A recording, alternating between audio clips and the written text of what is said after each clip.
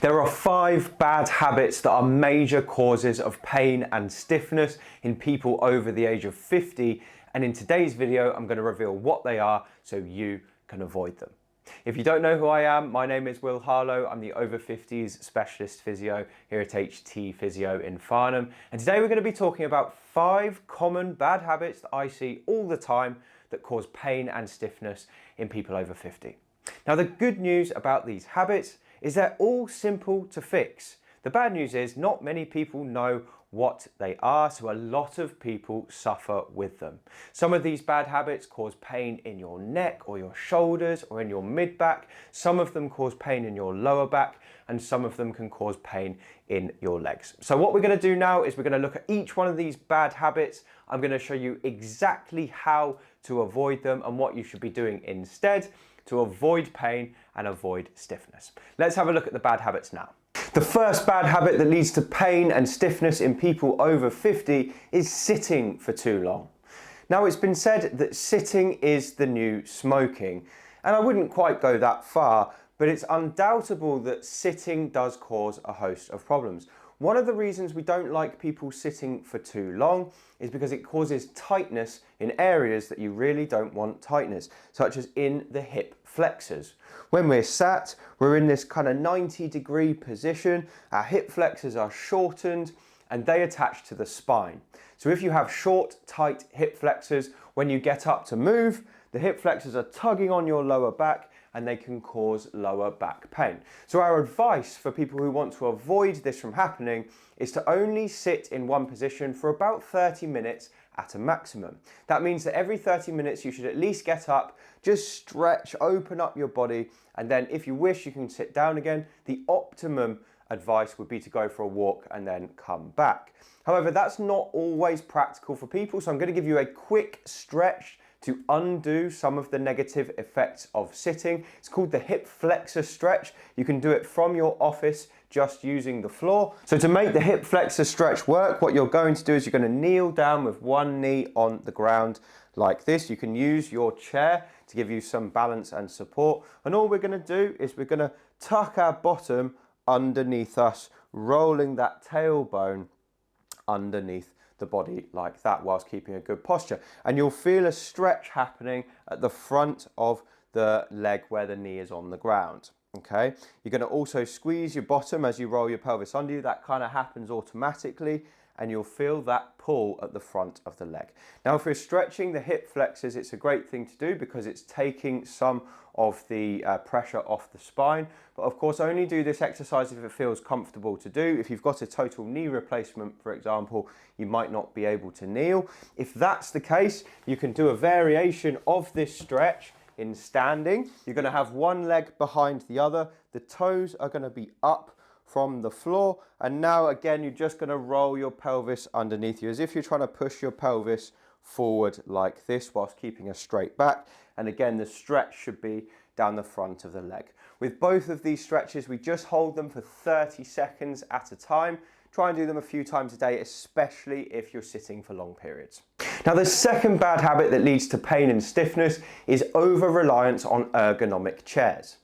Now, ergonomic chairs are the ones you find in an office. They tend to be super supportive. They have a lower back support. They have a shoulder support. Sometimes they have a headrest. They have arms that come up like this, and they encourage people to be in these perfect postures as they sit, especially desk workers. And you might be thinking, well, all of my occupational health departments that I've worked in say that ergonomic chairs are ideal.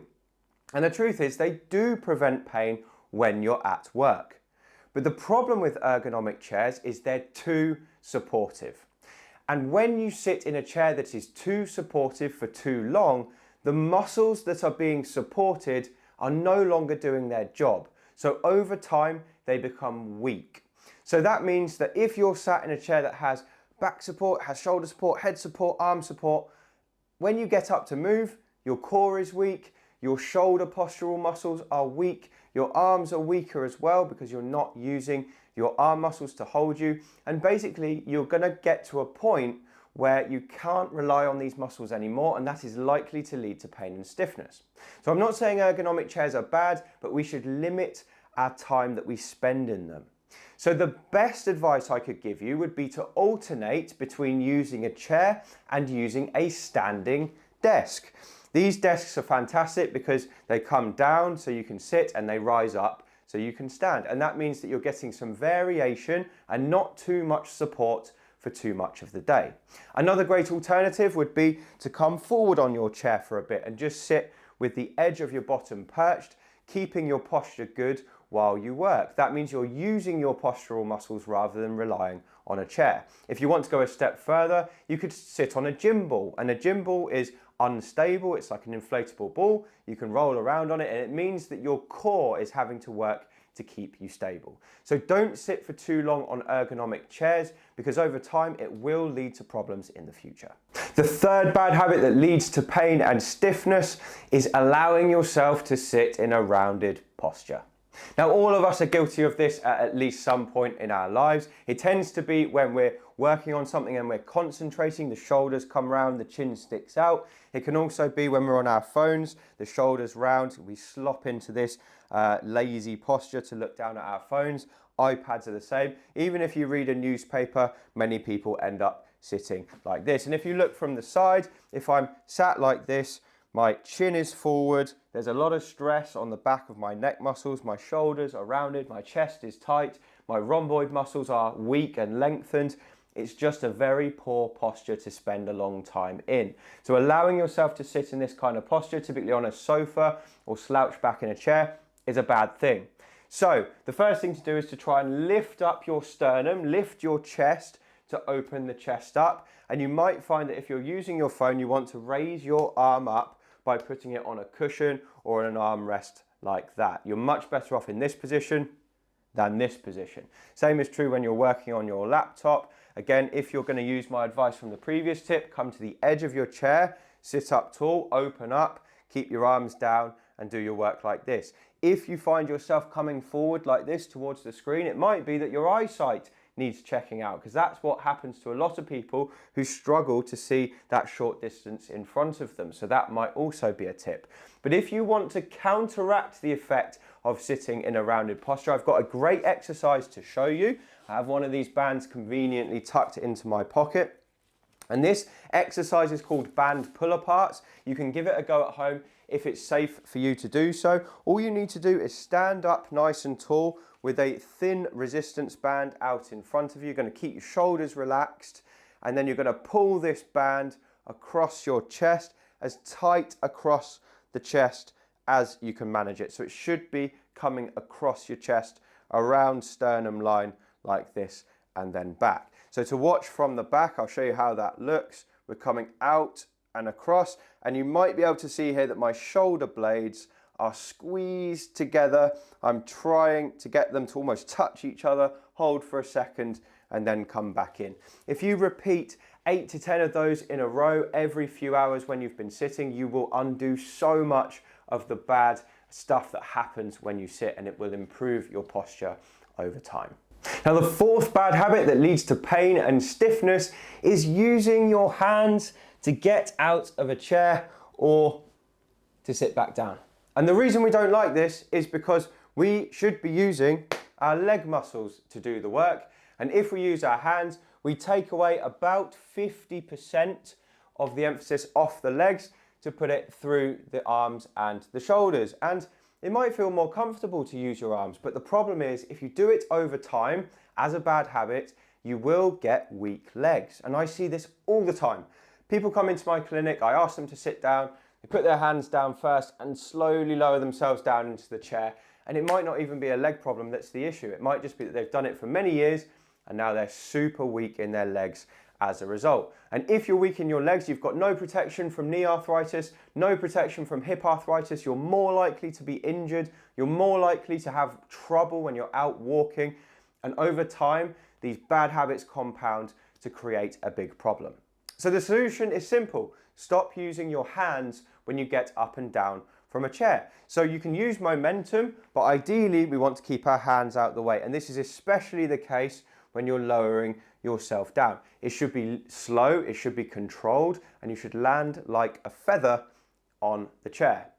Now, if you do this every day without seeing it as an exercise, just whenever you get in and out of a chair or on and off the toilet, you'll probably do about 10 to 15 sit to stands every single day. Over time, that accumulates to create incredible strength in your legs. That one simple tip is often enough to keep your legs strong throughout your life. So take your hands away from sit to stand, don't be tempted to use them, and you'll prevent a lot of problems in your legs. Before I tell you the next tip, it's important to note that 88% of people who watch these videos have not yet subscribed to the channel. If that's you, scroll down, hit subscribe, and then you'll be the first to hear about our new videos when they come out. It's completely free, it really helps the channel, and then you'll be first on the action when we have a new video. Thank you if you do that. The fifth and final bad habit that creates pain and stiffness is breath holding during movement. I see this all the time, and 9 times out of 10, the person who's doing it doesn't even know it's happening. Now, breath holding when you move looks something like this. Okay, it's common in people with back pain, it's common in people with neck or shoulder pain, it's common in people who have a bad knee or a bad hip, and we hold our breath because we're bracing, ready for it to hurt. But the irony is, holding your breath actually makes the pain worse. When we hold our breath, we're sending a signal to our central nervous system that it needs to be on red alert. So it's ready for pain, the muscles tighten up before we've even started to move, our movement is stiffer, we don't get to get that natural release that comes with an exhale, and the movement is poorer and more likely to trigger pain as well. So breath holding is not good. Now, if you find yourself holding your breath when you're moving around, you've got some work to do. And what I would recommend you do is time your exhale, so your breath out, as you do the eccentric part of your movement. So the eccentric part of your movement is when the muscle is getting longer, okay? So when I'm bending down, that's the eccentric part of the movement. So my back muscles start short and they get longer as I bend. And during that movement, I want to breathe out. Now, you don't have to make the breath out as obvious as mine. It can be silent as well. That time you probably didn't even hear it, but I was breathing out. But to get started, you might want to practice blowing the breath out, especially on those movements that have triggered pain in the past. If you have pain in your knee and you're coming downstairs, you want to probably time the breath for when you're lowering yourself using your bad knee. But timing your breath on movement is a great way to actually calm the nervous system down and reduce the pain in those areas. So those are the bad habits that I see in loads of over 50s that cause pain and stiffness. I hope this video has given you the tools you need to first discover what they are and B, to fix them so you don't suffer like many other people. Anyway, thank you so much for watching. I appreciate your time. If you want to get more from me, you can pick up a copy of my book. It's called Thriving Beyond 50 and you can find it on Amazon using the link below. It's got loads more useful information like this video. Anyway, thank you so much for watching and I'll see you on the next one.